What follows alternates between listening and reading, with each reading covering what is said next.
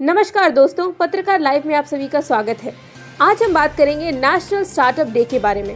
प्रधानमंत्री नरेंद्र मोदी जी ने शनिवार को घोषणा करते हुए कहा कि 16 जनवरी को अब राष्ट्रीय स्टार्टअप दिवस के रूप में मनाया जाएगा। इस कदम की घोषणा स्टार्टअप संस्कृति को पूरे भारत में बेहतर तरीके से फैलाने में मदद करने के लिए की गई थी। जब उन्होंने घोषणा की तो PM Modi startup India innovation week के हिस्से के रूप में अलग अलग स्टार्टअप्स के साथ बातचीत कर रहे थे। 2014 से पहले के युग में महानगरों में केवल बड़े व्यवसाय ही समृद्ध थे। आज देश के 625 जिलों में कम से कम एक स्टार्टअप है। उन्होंने कहा कि उनमें से आधे टियर 2 और टियर 3 शहरों में है, जहां गरीब और सामान्य परिवारों के युवा स्टार्टअप विकसित करने में लगे हुए हैं।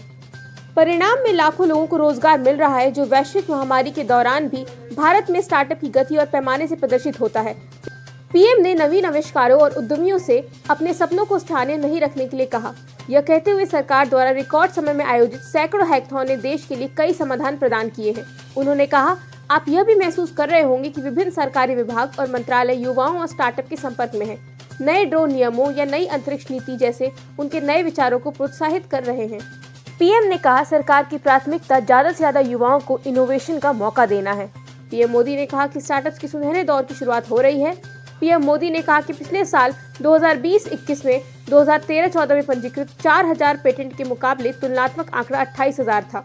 2013-14 में पंजीकृत 70,000 ट्रेडमार्क के मुकाबले पिछले साल 2.5 लाख से अधिक पंजीकृत किए गए हैं। सरकार ने विभिन्न योजनाएं और संस्थागत तंत्र स्थापित किए हैं, जैसे स्टार्टअप इंडिया, स्टैंड इंडिया प्रकार के कार्यक्रम और मेक इन इंडिया, जो युवा नवोन्मेषकों का हाथ पकड़ना सुनिश्चित करते हैं। पीएम मोदी ने कहा कि उद्यमिता और नवाचार को नौकरशाही के जाल से बाहर कर दिया गया है।